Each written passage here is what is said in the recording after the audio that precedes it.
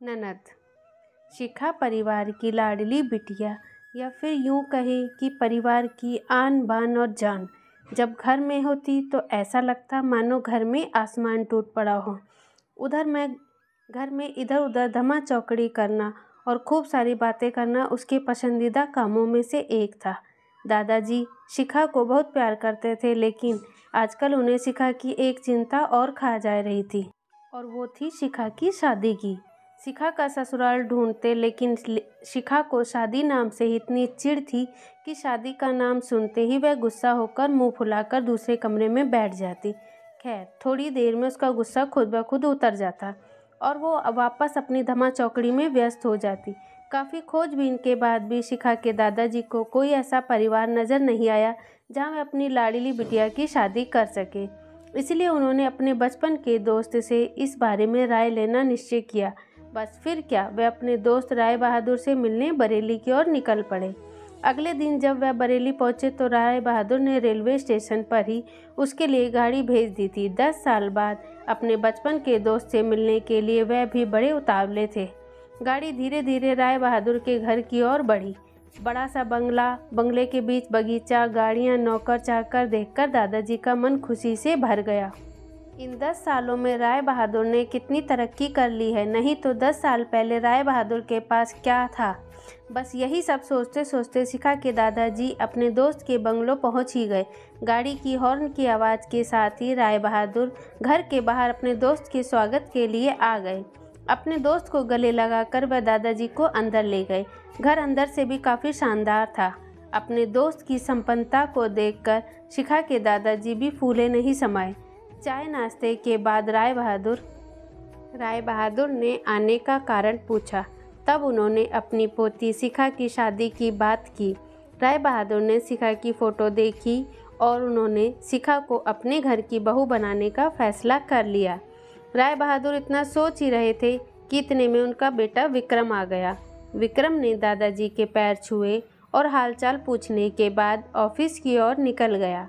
विक्रम के जाने के बाद राय बहादुर ने अपने दोस्त से विक्रम और शिखा के संबंध के लिए पेशकश की। शिखा के दादाजी को लगा जैसे राय बहादुर ने उसके मुंह की बात छीन ली हो। खैर, प्रसन्नता से विदा होकर अपने घर आने का कहकर दादाजी अपने घर की ओर निकल गए।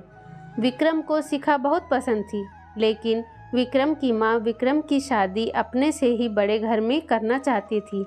लेकिन विक्रम के मानने पर वह मान गई और तय समय पर विराम और शिखा की शादी हो गई। ससुराल में शिखा के सास ससुर, विक्रम के बड़े भैया भाभी और शिखा की ही उम्र की एक नंद थी रागिनी।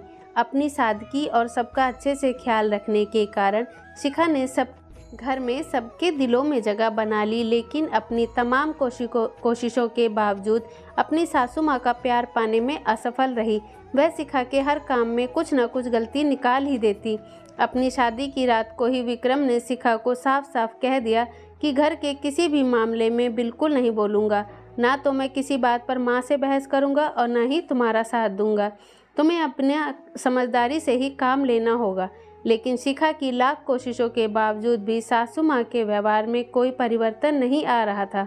शिखा की नंद जरूर अब उसकी माँ से शिखा भाभी के प्रति इस तरह के व्यवहार पर उलझ जाती, लेकिन उसने केवल बात बढ़ाने के अलावा कुछ नहीं होता। इसी तरह करीब 1 साल निकल गया। शिखा और विक्रम को जुड़वा बेटियां हुई। वह समय शिखा के लिए अग्नि परीक्षा का समय था। शिखा का दर्द शिखा के लिए आंसू बन गया। ससुराल में शिखा को संभालने वाला कोई नहीं था और विक्रम और उसके पापा ने शिखा को उसके मायके भेजने के लिए पहले ही मना कर दिया। एक दिन रागिनी कॉलेज से आई तो उसने सभी को कॉलेज के सालाना कार्यक्रम में आने के लिए कहा और यह भी कहा कि कॉलेज में उसकी भी 2 प्रस्तुतियां हैं, इसीलिए आप सभी का चलना बहुत ज़रूरी है। खैर, ना चाहते हुए भी शिखा को अपनी दोनों जुड़वा बेटियों के साथ रागिनी के कॉलेज जाना पड़ा। कार्यक्रम की शुरुआत में गीत संगीत की कई प्रस्तुतियां हुई। इसके बाद मॉडलिंग राउंड शुरू हुआ। दर्शकों ने तालियों के साथ सभी का उत्साहवर्धन किया। मॉडलिंग में रागिनी ने भी हिस्सा लिया था। आखिरी राउंड में रागिनी के साथ 4 और लड़कियों को सिलेक्ट किया गया, जहां सभी ने जज द्वारा एक एक सवाल पूछकर विजेता घोषित करना था।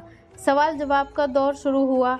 इसी कड़ी में जज साहिबा ने रागिनी से पूछा अगर घर में तुम्हारी माँ और भाभी में से किसी एक का साथ देना हो तो तुम किसका साथ दोगी? पूरे सदन में खामोशी छाई रही। सभी रागिनी के जवाब की प्रतीक्षा कर रहे थे। अगर भाभी सही है तो भाभी का, रागिनी ने जवाब दिया, क्योंकि मुझे भी कल किसी की भाभी बनना है। जवाब सुनते ही पूरे सदन में तालियां गूंज उठी। सभी रागिनी की सोच और उसके सटीक जवाब की प्रशंसा कर रहे थे। रागिनी को विजेता घोषित किया गया। पुरस्कार लेने से पहले रागिनी ने सभी से कुछ कहने के लिए माइक थामते हुए कहा, हर बेटी अपनी माँ से बहुत प्यार करती है और माँ भी अपनी बेटी के दिल के सबसे करीब होती है। इसी तरह हमारे घर की बहुएं भी तो किसी की बेटियां हैं। आज हम किसी की बेटियों के हैं तो कल किसी की भाभियां और बहुएं भी होंगी। अगर कल से हमें कुछ दुख हो जाए तो हमारी माँ को भी दुख होगा, और इसी तरह हमारे घर की बहुओं को दुख होगा तो उनकी माँ को भी दुख पहुँचेगा। और इस दुनिया में किसी भी इंसान को किसी की भी माँ को दुख पहुँचाने का कोई हक नहीं। इसलिए हर सास अपनी बहू को अपनी बेटी समझे तो आगे चलकर उसकी बेटी भी खुश रहेगी। रागिनी के इतना कहते ही पूरे सदन में एक बार फिर से तालियों की गड़गड़ाहट से गूंज उठा। अगर आपको ये कहानी अच्छी लगी तो आप मेरे चैनल को लाइक कीजिए, शेयर कीजिए और सब्सक्राइब करना ना भूलें।